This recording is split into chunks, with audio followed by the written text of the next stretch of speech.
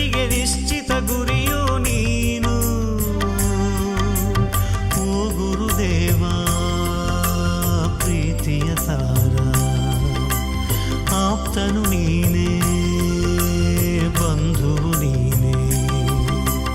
ಓ ಗುರುದೇವ ನೀ ಚಿನ್ಮಯ ರೂಪ.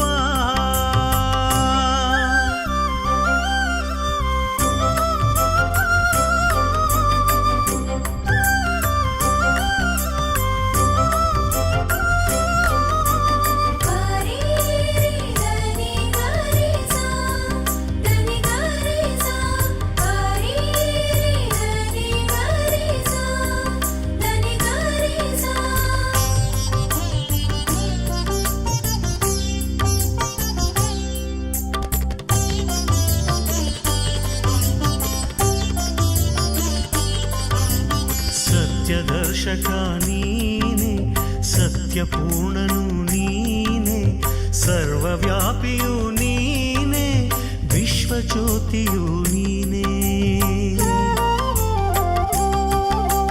ಸತ್ಯದರ್ಶಕ ನೀನೆ, ಸತ್ಯಪೂರ್ಣನು ನೀನೆ, ಸರ್ವವ್ಯಾಪಿಯು ನೀನೆ, ವಿಶ್ವಜ್ಯೋತಿಯು ನೀನೆ. ಶಾಂತಿದಾತನು ನೀನೆ, ಆತ್ಮಪ್ರಿಯ ನೀನೆ, ಮುಕ್ತಿದಾಯಕ ನೀನೆ, ಹೃದಯವಂತ ನೀನೆ. ನೀ ಜೀವ ಭಾವ ನೀನೆ ದೇವ.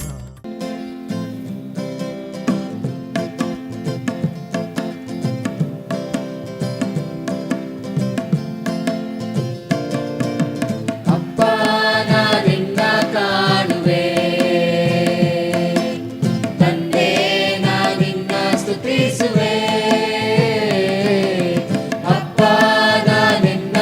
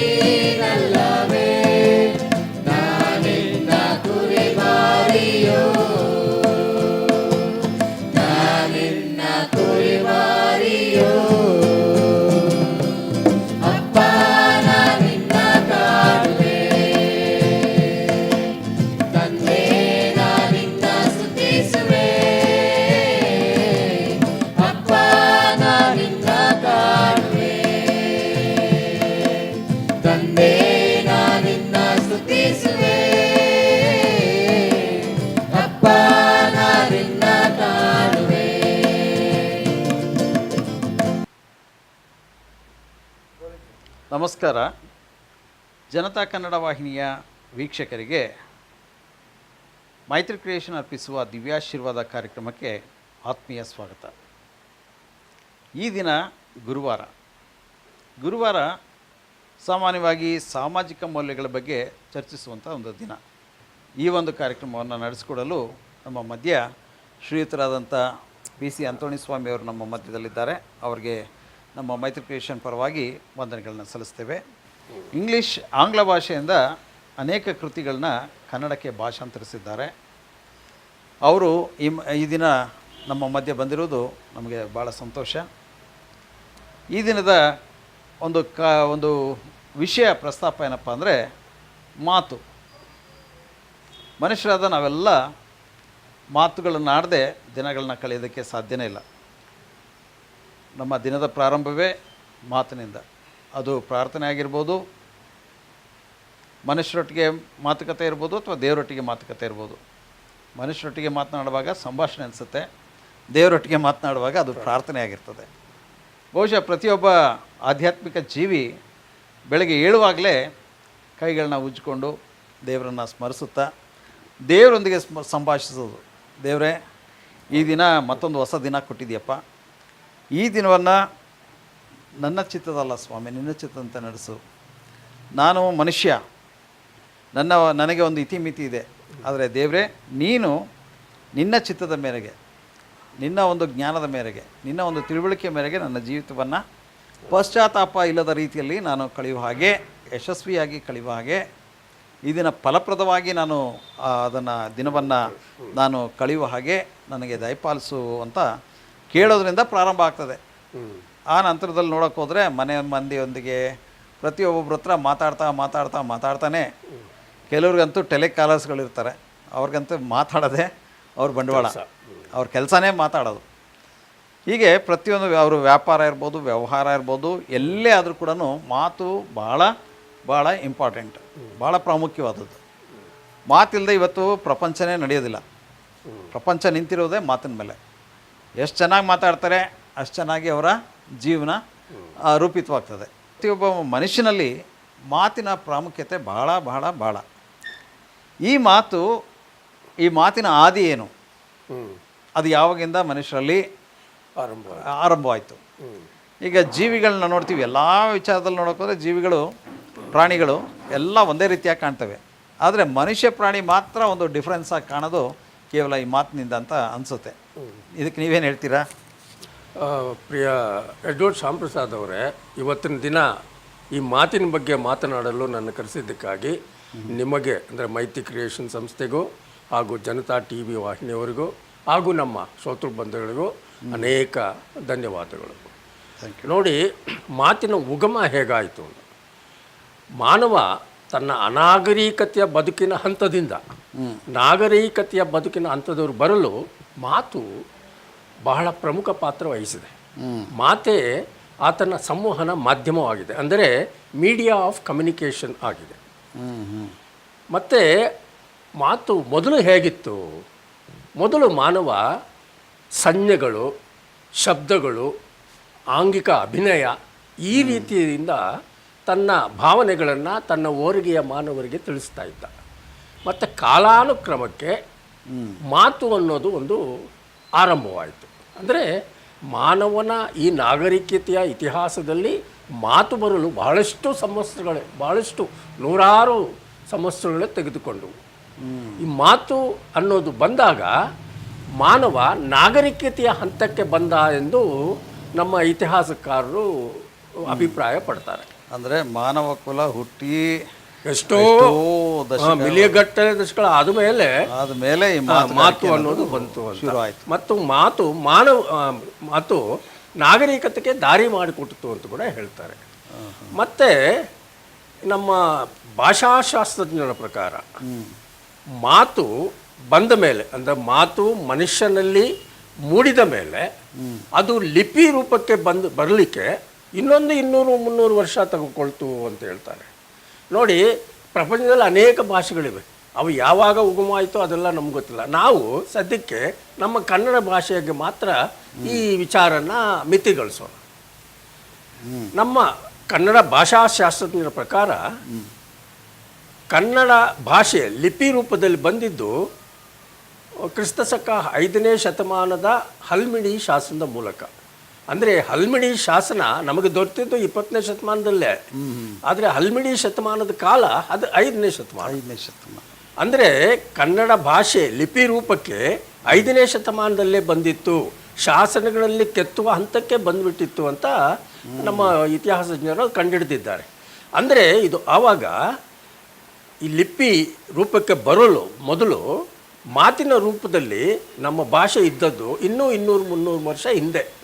ಅಂದರೆ ಅದು ಕ್ರಿಸ್ತಶಕ ಆರಂಭಕ್ಕೆ ಮೊದಲು ಕೂಡ ಇದ್ದಿರ್ಬೋದು. ಯಾಕೆಂದರೆ ನಮ್ಮ ರಾಮಾಯಣ ಮಹಾಭಾರತ ಇತ್ಯಾದಿ ಕಾವ್ಯಗಳು ಏನಿದೆ ಇವೆಲ್ಲ ಮೊದಲು ಮೌಖಿಕ ರೂಪದಲ್ಲಿ ಅಂದರೆ ಆಡು ಭಾಷೆಯಲ್ಲಿ ಇದ್ದಿದ್ದು ಅಷ್ಟೇ. ಲಿಪಿ ಬಂದ ಮೇಲೆ ಅದಕ್ಕೆ ಲಿಪಿಯ ರೂಪ ಒದಗಿತು. ಬೈಬಲ್ ಕೂಡ ಒಂದು ಕಾಲದಲ್ಲಿ ಅದೇ ಥರ ಇತ್ತು ಅಂತ ಹೇಳ್ತಾರೆ. ಹೀಗೆ ಮಾತು ಲಿಪಿ ರೂಪಕ್ಕೆ ಬರಲು ಒಂದು 200-300 ವರ್ಷ ತಗೊಳ್ತದೆ.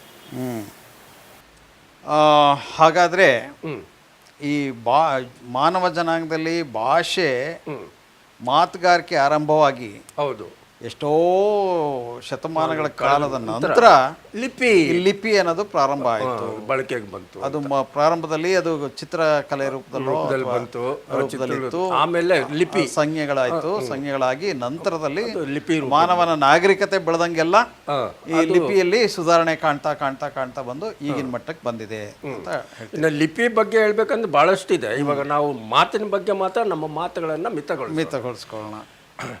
ನಮ್ಮ ದೈನಂದಿನ ಬದುಕಿನಲ್ಲಿ ಮಾತು ಬಹಳ ಪ್ರಮುಖ ಪಾತ್ರ ವಹಿಸ್ತದೆ.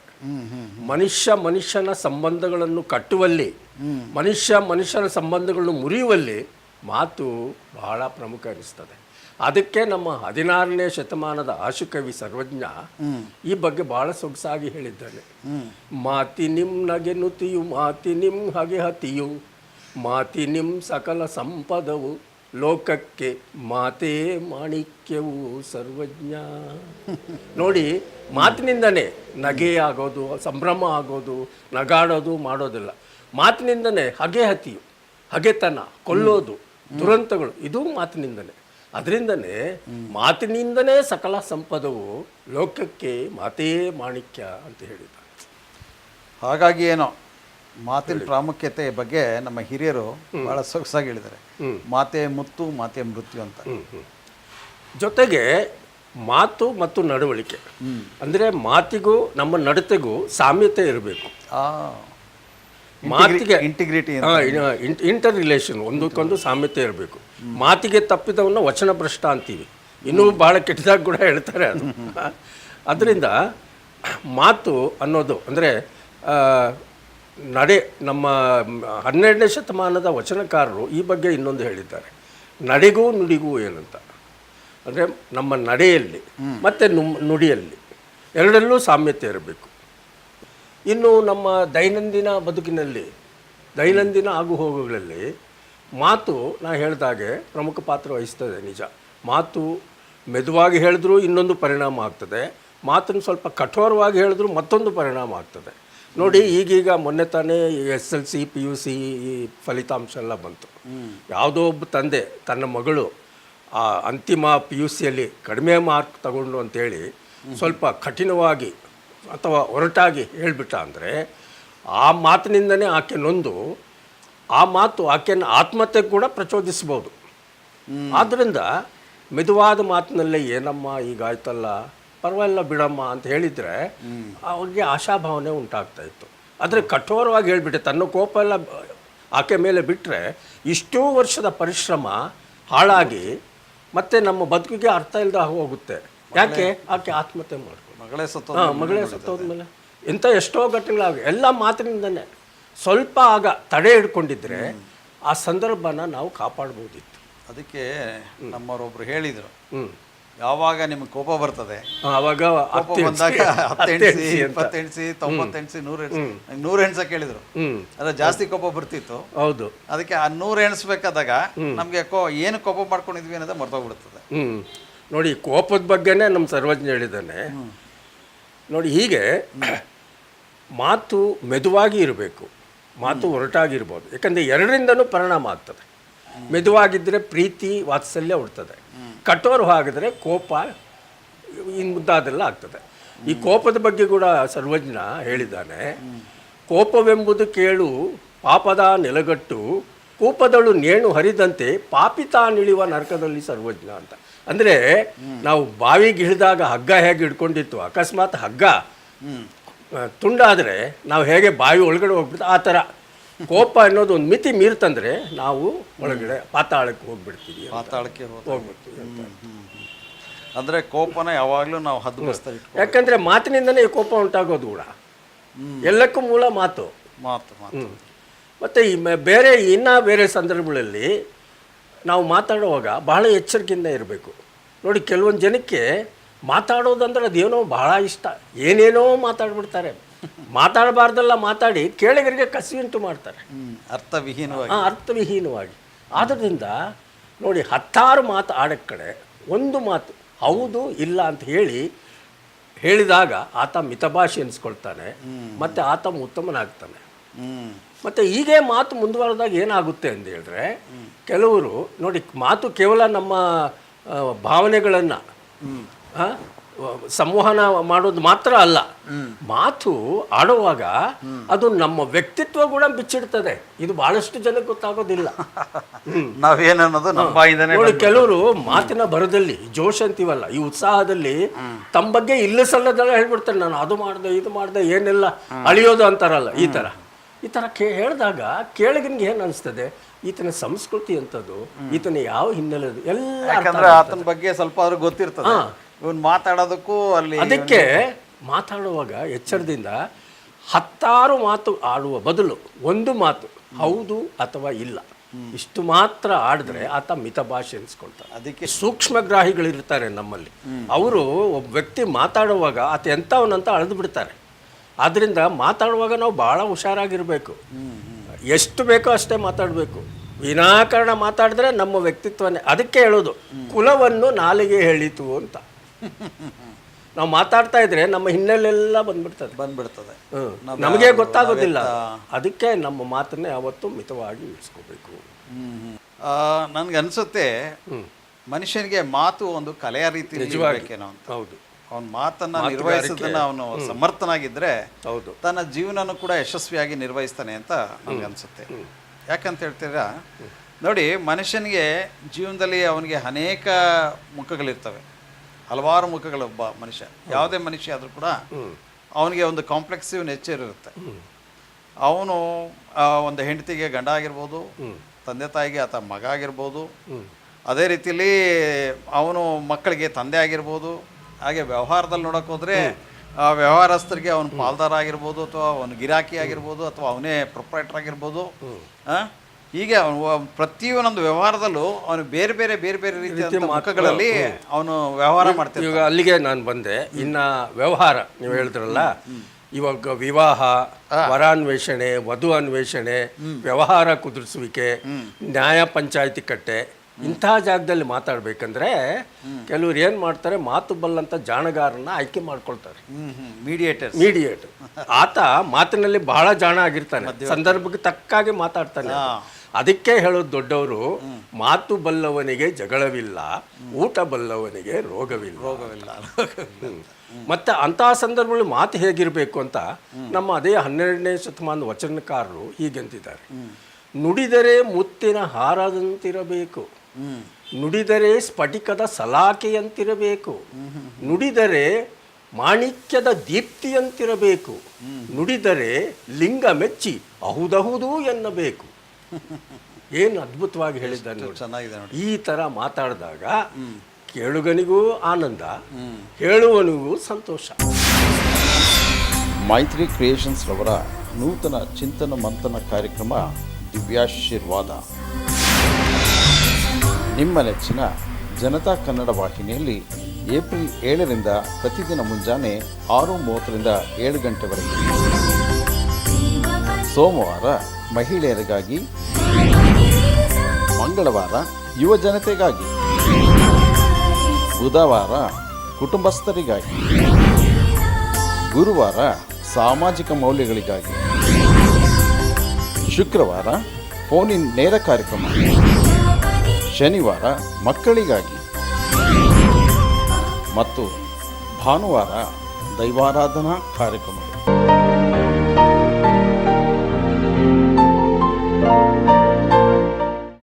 ನಿಮ್ಮಲ್ಲಿ ಮನಃಶಾಂತಿ ಇಲ್ಲವೇ? ನೀವು ನೆನೆಸಿದ ರೀತಿಯಲ್ಲಿ ನಿಮ್ಮ ಜೀವನ ಸಾಗುತ್ತಿಲ್ಲವೇ? ನಿಮ್ಮ ಭವಿಷ್ಯತ್ತಿನ ಬಗ್ಗೆ ಚಿಂತೆ ಇದೆಯೇ? ನೀವು ಒಂಟಿ ಎಂಬ ಭಾವನೆ ಅಧಿಕವಾಗುತ್ತಿದೆಯೇ? ಚಿಂತಿಸಬೇಡಿ. ನಿಮ್ಮ ಎಲ್ಲ ಸಮಸ್ಯೆಗಳಿಗೆ ದೇವಕುಮಾರನಾದ ಪ್ರಭು ಕ್ರಿಸ್ತನಲ್ಲಿ ಉತ್ತರವಿದೆ. ನಿಮಗಾಗಿ ನಾವು ಪ್ರಾರ್ಥಿಸ್ತೇವೆ. ಮೈತ್ರಿ ಕ್ರಿಯೇಷನ್ಸ್ ರವರ ನೂತನ ಚಿಂತನ ಮಂಥನ ಕಾರ್ಯಕ್ರಮ ದಿವ್ಯಾಶೀರ್ವಾದ ನಿಮ್ಮ ನೆಚ್ಚಿನ ಜನತಾ ಕನ್ನಡ ವಾಹಿನಿಯಲ್ಲಿ ಏಪ್ರಿಲ್ 7ರಿಂದ ಪ್ರತಿದಿನ ಮುಂಜಾನೆ 6:30ರಿಂದ 7 ಗಂಟೆವರೆಗೆ. ಸೋಮವಾರ ಮಹಿಳೆಯರಿಗಾಗಿ, ಮಂಗಳವಾರ ಯುವ ಜನತೆಗಾಗಿ, ಬುಧವಾರ ಕುಟುಂಬಸ್ಥರಿಗಾಗಿ, ಗುರುವಾರ ಸಾಮಾಜಿಕ ಮೌಲ್ಯಗಳಿಗಾಗಿ, ಶುಕ್ರವಾರ ಫೋನ್ ಇನ್ ನೇರ ಕಾರ್ಯಕ್ರಮ, ಶನಿವಾರ ಮಕ್ಕಳಿಗಾಗಿ ಮತ್ತು ಭಾನುವಾರ ದೈವಾರಾಧನಾ ಕಾರ್ಯಕ್ರಮಗಳು. ಅಲ್ಲ, ಇದು ಹೇಗೆ ಸಾಧ್ಯ ಅಂದರೆ ನಮ್ಮ ಕನ್ನಡ ಭಾಷೆಯಲ್ಲಿರುವಂಥ ಗಾದೆ, ನುಡಿಗಟ್ಟು, ಕಾವ್ಯದ ತುಣುಕು ಅಥವಾ ಪುರಾಣದ ಪ್ರಸಂಗಗಳು ಇವನ್ನೆಲ್ಲ ತಿಳ್ಕೊಂಡಿದ್ರೆ ಆತ ನಿಜವಾಗಿ ಉತ್ತಮ ಮಾತುಗಾರನಾಗಬಲ್ಲ. ಅದು ಈ ಕಾವ್ಯ, ಗಾದೆ, ನುಡಿಗಟ್ಟು ಇದನ್ನೆಲ್ಲ ಹದವಾಗಿ ಬೆರೆತು ಮಾತಿನ ಮಧ್ಯೆ ಸಂದರ್ಭಕ್ಕೆ ತಕ್ಕಂತೆ ಬಳಸಿದಾಗ ಅದು ಸಾಹಿತ್ಯ ಪ್ರಿಯವರಿಗೆ ರಸದೌತಣ ಆಗ್ತದೆ. ಕೇಳುವರಿಗೂ ಆನಂದದಿಂದ ಅವರು ತಲೆದೂಗ್ತಾರೆ. ಮತ್ತು ಎಂಥ ಒಳ್ಳೆ ಮಾತುಗಾರ ಅಂತ ಅವರು ಬೆರಗಾಗ್ತಾರೆ.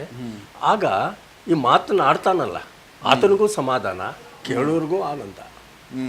ಈ ದೊಡ್ಡ ದೊಡ್ಡ ಭಾಷಣಕಾರರು ಹೇಗಾಗಿದ್ದಾರೆ ಅಂದರೆ ಅವರು ತಮ್ಮ ನೆನಪಿನ ಬತ್ತಳಿಕೆಯಿಂದ ಸರಿಯಾದ ಸಂದರ್ಭಕ್ಕೆ ಸರಿಯಾದ ಪದಗಳನ್ನು ಹೊರತೆಗೆದು ಆಡಿ ಜನರ ಮೇಲೆ ಮೋಡಿಯೇ ಮಾಡಿಬಿಡ್ತಾರೆ. ಅಂದ್ರೆ ಮಾತಾಡೋರು ಮಾತಿಗಿಂತ ಹೆಚ್ಚಾಗಿ ಓದಿರ್ಬೇಕು, ಬೇರೆ ಬೇರೆ ಬೇರೆ ಬರಹಗಳನ್ನ, ಲೇಖನಗಳನ್ನ ಓದಿ ಆ ಸಂದರ್ಭಕ್ಕೆ ತಕ್ಕ ವಿಷಯದ ಬಗ್ಗೆ ಬಹಳಷ್ಟು ತಿಳ್ಕೊಂಡಿರ್ಬೇಕು. ಅವರ ಮಸ್ತಿಷ್ಕದಲ್ಲಿ ಇವೆಲ್ಲ ಅಡಕವಾಗಿದ್ರೆ ಹೌದು, ಆ ಸಂದರ್ಭಕ್ಕೆ ಸರಿಯಾಗಿ ಅದು ಪುಂಖಾನುಪುಂಖವಾಗಿ ಅದು ಮಾತುಗಳು ಹೊರಗೆ ಬರ್ತಾನೆ ಇರ್ತದೆ. ಕೇಳೋರೆಲ್ಲ ಅದ್ರ ಮೇಲೆ ಬಹಳಷ್ಟು ಪ್ರಭಾವ ಬೀರ್ತದೆ. ದೊಡ್ಡ ದೊಡ್ಡ ಭಾಷಣಕ್ಕಾಗರ ಅಂತ ಯಾವ ಥರ ಆದ್ರಂದ್ರೆ ಇದೇ ಥರ ವಿಷಯದ ಬಗ್ಗೆ ಬಹಳ ಗಂಭೀರವಾಗಿ ಅಧ್ಯಯನ ಮಾಡಿ ಅಲ್ಲಿ ಬಂದು ಮಾತಾಡ್ತಾರೆ ಅವರು. ಆ ಮಾತಾಡಿದಾಗ ಒಂದೊಂದು ನುಡಿಗೆ ಕೇಳಲಿಕ್ಕೆ ಬಹಳ ಸುಗಮರು ಆಗ್ತದೆ.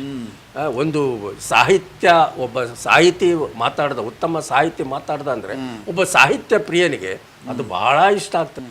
ಮತ್ತು ಕೇಳಿಗರಿಗೆ ಆ ಭಾಷಣಕಾರನ ಮೇಲೆ ಬೇರೆಯೇ ಆದ ಒಂದು ಒಳ್ಳೆಯ ಅಭಿಪ್ರಾಯ ಮೂಡ್ತದೆ. ಎಚ್ ನರಸಿಂಹ ಅವರು ಕೂಡ ಇದೇ ರೀತಿ ಅವ್ರ ಮಾತುಗಳು ವೈಚಾರಿಕತೆನೇ ಇರ್ತದೆ. ಹೌದು, ಆ ವೈಚಾರಿಕತೆ ಮಧ್ಯದಲ್ಲಿ ಒಂದು ಮಾನವತೆ ಕೂಡ ಅಲ್ಲಿರ್ತದೆ. ಹೌದು, ಬರೀ ಶುಷ್ಕವಾದಂಥ ವೈಚಾರಿಕತೆ ಇಲ್ಲ, ಅದು ಮನುಷ್ಯನಿಗೆ ನೇರವಾಗಿ ಹತ್ತಿರವಾಗಿರುವಂಥ ಒಂದು ವೈಚಾರಿಕತೆ. ಆ ವೈಚಾರಿಕತೆ ಮಧ್ಯದಲ್ಲಿ ಆ ಮನುಷ್ಯನ ಏನು ಆಗು ಹೋಗುಗಳು, ಅವನಿಗೆ ಏನು ಆಪ್ತವಾಗಿ ಬೇಕಾಗ್ತದೆ, ಈ ವಿಚಾರಗಳು ನಾನು ಕೇಳಿದಂಥ ಹೆಚ್ಚಾಗಿ ನರಸಿಂಹನವರು ಮೂಢನಂಬಿಕೆ ಮತ್ತು ವೈಜ್ಞಾನಿಕತೆ ಈ ಬಗ್ಗೆ ಅವರು ಅಂದ್ರೆ ಪ್ರತಿಯೊಂದನ್ನು ನಾವು ಪ್ರಶ್ನೆ ಮಾಡಿ ತಿಳ್ಕೋಬೇಕು. ಯಾರೋ ಹೇಳಿದ್ರಂತ ಹಾಗೇ ನಂಬಿಬಿಡಬಾರ್ದು ಅಂತ ಹೇಳಿದ್ದು. ಆದರೆ ಭಾಳಷ್ಟು ಮೂಢನಂಬಿಕೆಗಳು ನಿಜ ಮೂಢನಂಬಿಕೆಗಳಂತ ಅದನ್ನು ಅವರು ಸಾಬೀತು ಮಾಡಿದ್ದಾರೆ. ಯಾಕೆಂದರೆ ಈ ವೈಚಾರಿಕತೆಯಿಂದ.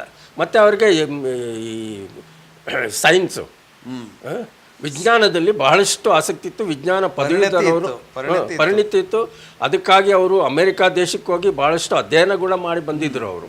ಅದರಿಂದ ಅವರಲ್ಲಿ ವೈಚಾರಿಕತೆ ಬೆಳಿತದೆ. ಯಾವುದೊಂದನ್ನು ನೀವು ಪ್ರಶ್ನಿಸಿ ನೋಡಬೇಕೆ ಹೊರತು ಹಾಗೇ ನಂಬಿ ಬಿಡಬೇಡಿ ಅಂತ ಹೇಳ್ತಾರೆ. ಎಲ್ಲಿ ಮೂಢನಂಬಿಕೆಗಳಿರುತ್ತೋ ಅದನ್ನೆಲ್ಲ ನಿವಾರಿಸಿ ಅದನ್ನ ಅದರ ಹೂರಣ ಎಲ್ಲ ತೆಗೆದು ನಿಜವಾದದ್ದೇನು, ವೈಜ್ಞಾನಿಕವಾಗಿ ಯಾವುದು ಸತ್ಯ ಅಂತ ಅವರು ಜನರಿಗೆ ತಿಳಿಸ್ತಾರೆ. ಧಾರ್ಮಿಕವಾಗಿ ಡಂಬಾಚಾರಗಳು, ಧಾರ್ಮಿಕವಾಗಿ ಮೂಢನಂಬಿಕೆಗಳು, ಅಂಧಶ್ರದ್ಧೆಗಳು ಇವುಗಳನ್ನ ಅವರು ಚಾಲೆಂಜ್ ಮಾಡ್ತಾ ಇದ್ರು. ಚಾಲೆಂಜ್ ಮಾಡಿ ಅದರಲ್ಲಿರೋ ಇದನ್ನೆಲ್ಲ ಬಯಲುಗೆಳಿತಾ ಇದ್ರು.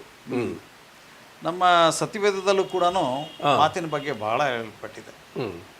ಹೇಳಿ. ಮಾತು ನೋಡಿ, ನಾಲಿಗೆ ಅಲ್ಲಿ ಯಾವುದಕ್ಕೆ ಹೋಲಿಸಿದೆ ಅಂತ ಹೇಳಿದ್ರೆ, ಒಂದು ಹಡಗಿನ ಒಂದು ಚುಕ್ಕಾಣಿ ಇರ್ತದಲ್ಲ, ಹೌದು, ಆ ಚುಕ್ಕಾಣಿಗೆ ಅಲ್ಲಿ ಹೋಲಿಸಲ್ಪಡ್ತದೆ. ಅಂದ್ರೆ ಆ ಒಂದು ದೊಡ್ಡ ಹಡಗು, ಆ ದೊಡ್ಡ ಹಡಗನ್ನ ನಿಯಂತ್ರಿಸೋದು ಒಂದು ಚುಕ್ಕಾಣಿ ಎಷ್ಟಿರ್ತದೆ, ಬರೀ ಇಷ್ಟೇ ಇರ್ತದೆ, ಒಂದು ಸರ್ಕಲ್. ಹೌದು, ಒಬ್ಬ ಅಂದ್ರೆ ಇಷ್ಟಿರ್ತದೆ. ಒಂದು ಹಡಗಿನ ತಿರುಗಿಸ್ಬೇಕಾದ್ರೆ ಇಡೀ ಹಡಗಿನ ಯಾರು ಹೋಗಿ ಇದು ಮಾಡೋಕ್ಕಾಗಲ್ಲ. ಆ ಚುಕ್ಕಾಣಿ ಹಿಡ್ಕೊಂಡು ಸ್ವಲ್ಪ ಹೋಗಿ ಸ್ವಲ್ಪ ಹೋಗಿ ಇದು ಮಾಡ್ತಿದ್ರೆ ಇಡೀ ಹಡಗು ಏನಾಗ್ತದೆ, ತನ್ನ ಪಾತ್ರವನ್ನು ತನ್ನ ದಾರಿಯನ್ನು ಬದಲಾಯಿಸ್ತದೆ. ಹಾಗೆ ಮನುಷ್ಯನ ಜೀವನನ ನಿಯಂತ್ರಿಸೋದು ಅವನ ನಾಲಿಗೆ ಅಂತ. ಒಂದು ಸಣ್ಣ ಪ್ರಾರ್ಥನೆ ಮೂಲಕ ದೇವರ ಸಹಾಯವನ್ನ ನಾವು ಒಂದು ಈ ವಿಚಾರದಲ್ಲಿ ಕೇಳ್ಕೊಳ್ಳೋಣ. ಪ್ರಾರ್ಥನೆ ಮಾಡೋಣ.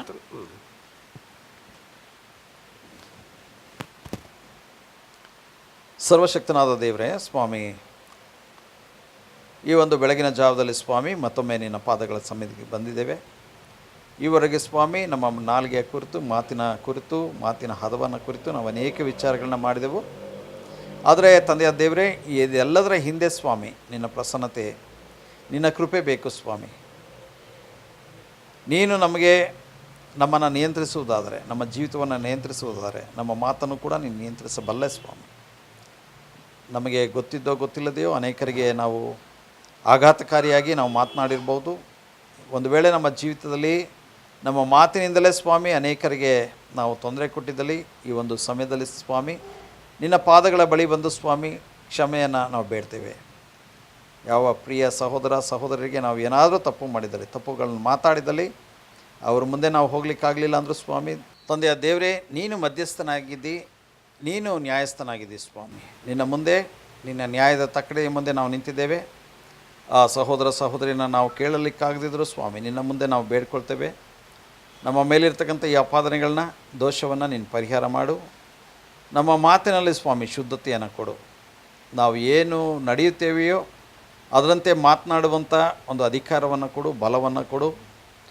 ನಾವು ಒಳ್ಳೆಯ ಮಾತನ್ನೇ ಆಡುವಾಗ ಸ್ವಾಮಿ ಕೆಟ್ಟ ನಡತೆಯನ್ನು ಅನುಸರಿಸದೆ ನಮ್ಮ ಒಳ್ಳೆಯ ಮಾತಿಗೆ ಸರಿಯಾಗಿ ಒಳ್ಳೆಯ ನಡತೆಯನ್ನೇ ನಾವು ಅನುಸರಿಸಲಿಕ್ಕಾಗುವಂತೆ ಸಹಾಯ ಮಾಡು. ಒಳ್ಳೆಯ ನಡತೆಯನ್ನು ನಡೆಯಲಿಕ್ಕೆ ಬೇಕಾದಂಥ ಶಕ್ತಿ ಸಾಮರ್ಥ್ಯವನ್ನು ನೀನೇ ಅನುಗ್ರಹಿಸಿಕೊಡು. ಒಳ್ಳೆಯ ಮಾರ್ಗದಲ್ಲಿ ನಡೆಯಲಿಕ್ಕೆ ಬೇಕಾದಂಥ ಎಲ್ಲ ಸದ್ಬುದ್ಧಿಯನ್ನು ಕೊಡು. ಮಾತ್ರವಲ್ಲ ತ್ಯಾಗಪೂರ್ಣವಾದಂಥ ಜೀವಿತವನ್ನು ಕೂಡ ಅನುಗ್ರಹಿಸಿಕೊಡು. ಈ ದಿನ ಸ್ವಾಮಿ ಯಾರೆಲ್ಲ ನಿನ್ನ ಮುಂದೆ ಬೇಡ್ತಿದ್ದಾರೋ ಅವರೆಲ್ಲರಿಗೂ ಸ್ವಾಮಿ ಅವರ ಮಾತಿನಲ್ಲಿ ನಿಯಂತ್ರಣವನ್ನು ನೀನು ಅನುಗ್ರಹಿಸಿಕೊಡು. ನಮ್ಮ ಸರ್ವ ಸೃಷ್ಟಿಕರ್ತನಾದ ದೇವರು ನೀನು ಅನುಗ್ರಹಿಸುವಾತನು, ನಾವೆಲ್ಲರೂ ನಿನ್ನಿಂದ ಹೊಂದಿಕೊಳ್ಳುವಾತನು ಸ್ವಾಮಿ. ನಮ್ಮೆಲ್ಲರನ್ನ ಆಶೀರ್ವದಿಸು. ಈ ದಿನದಲ್ಲಿ ಹೊಸದಾಗಿ ಸ್ವಾಮಿ ನಮ್ಮ ನಾಲಿಗೆಯ ಮೇಲೆ ಹತೋಟಿ ಸಾಧಿಸುವುದನ್ನು ನಿನ್ನ ಒಂದು ನಾಮದಲ್ಲಿ, ನಿನ್ನ ಒಂದು ಸಹಾಯದಿಂದ ನಾವು ಅದನ್ನು ಗಳಿಸಿಕೊಳ್ಳಿಕ್ಕಾಗುವಂತೆ ಸಹಾಯ ಮಾಡು. ಈ ಎಲ್ಲ ಪ್ರಾರ್ಥನೆಯನ್ನು ನಮ್ಮ ಒಡೆಯನು ರಕ್ಷಕನೂ ಆಗಿರುವಂಥ ನಜರೇತಿನ ಯೇಸುವೆ ನಿನ್ನ ಮುದ್ದಾದ ನಾಮದಲ್ಲಿ ತಾಳ್ಮೆಯಿಂದ ಬೇಡಿ ಹೊಂದಿದ್ದೇವೆ ನಮ್ಮ ದೇವರೇ. Amen, amen. Okay, thank you very much. ತುಂಬ ಸಂತೋಷ.